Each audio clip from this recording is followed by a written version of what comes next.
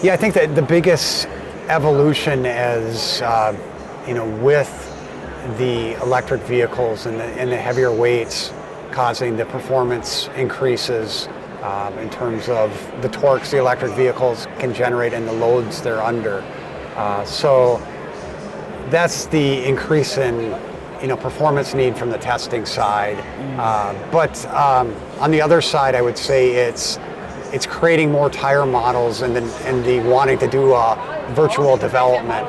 So in the past, doing some testing and doing a lot more on-track verification for a vehicle.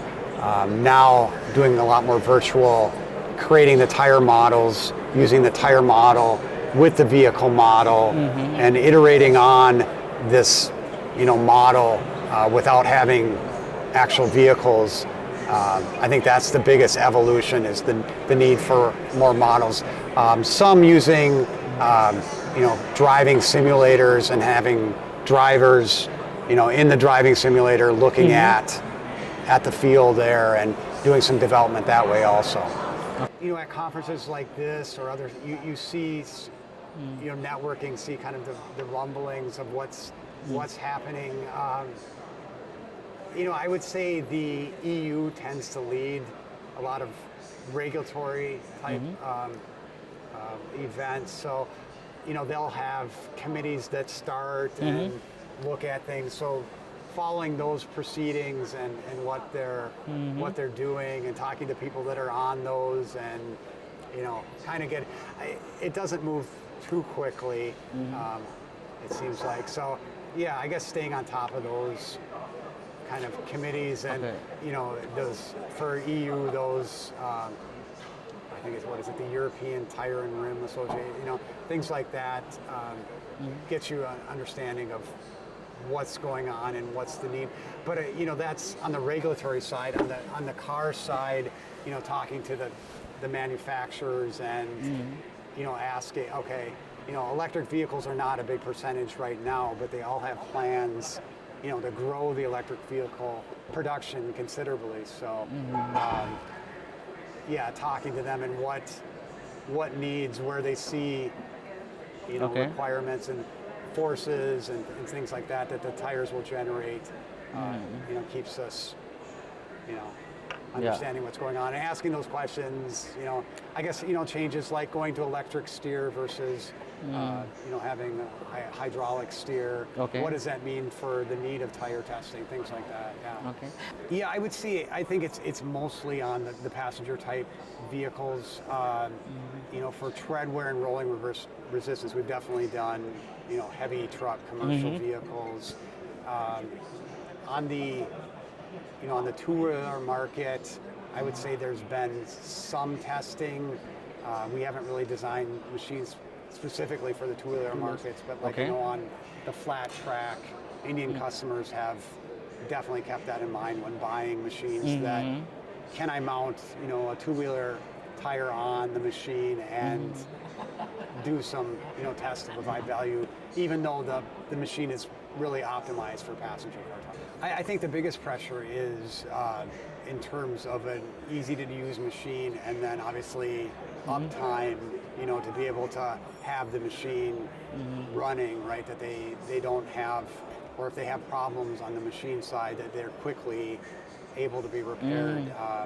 And we definitely, worldwide, have had a very strong field service team to, if anything gets broken or whatever, that we can get in there right away and fix the machine. So we have now tire experts in India on our testing equipment, and really groups around the world, Japan, China, Korea, that are experts in servicing our machines and doing things like annual calibration to ensure accuracy.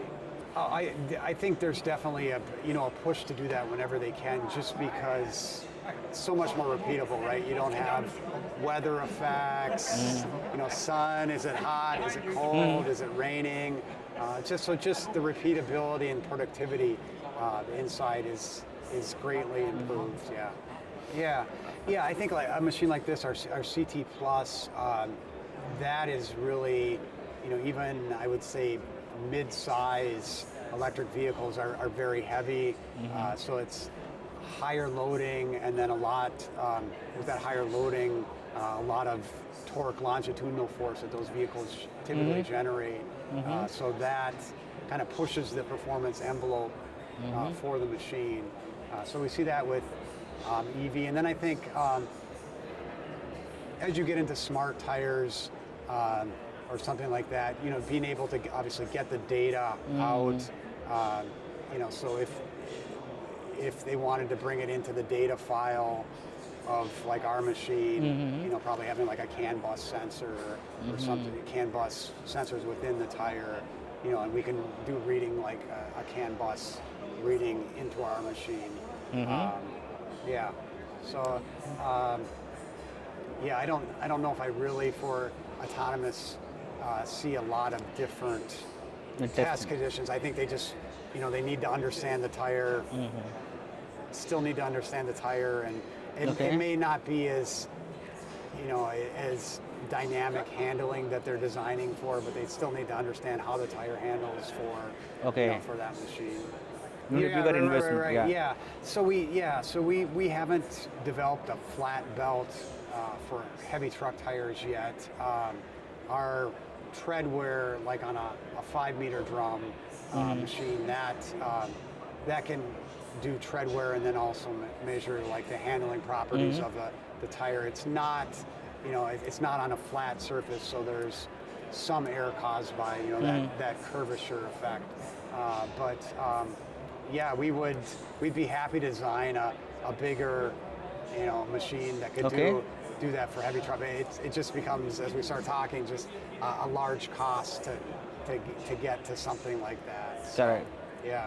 But I think if there gets to be a need for better handling and feel for heavy trucks, I think definitely wear and rolling resistance are very important for heavy truck tires. That the tires will last and they'll be fuel efficient. So that is where we do have machines now, for doing the fuel efficiency of the tire, and then the wear of the tire. For the commercial tires. For the commercial tires, When we generally make a product, develop them or change, it's a new potential customer. We did develop this machine.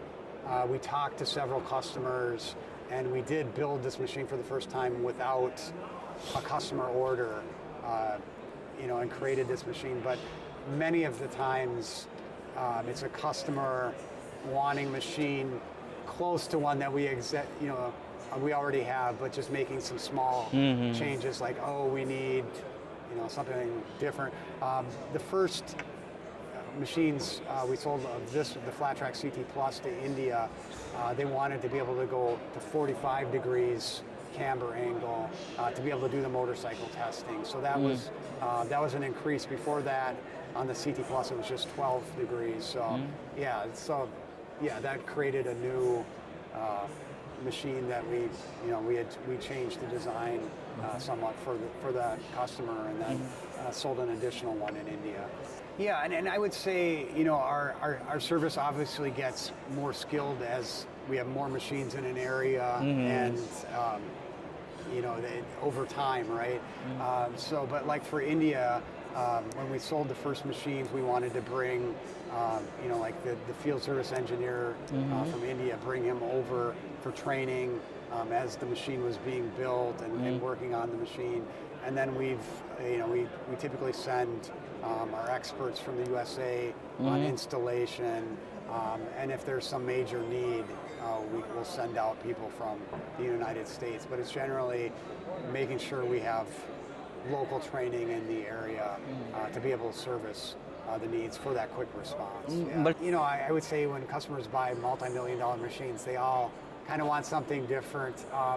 We tend to have pretty flexible software, so we're able to make change. I mean, it's definitely software hours, but we can make changes usually for a need. On the mechanical side, obviously that's looking at the design, what needs to be changed and making those changements, and then giving the customer, we can do that, and we could do it for this price. I would say it changes regionally. I'm talking specifically to tire testing. If I go back when I started at MTS 25 years ago, Japan was very focused and big tire market, and then kind of Korea for a while, and then jump to China was really big. Now India is a very good market for us. So yeah, I don't know if that'll continue. It's still within Europe is very good for us.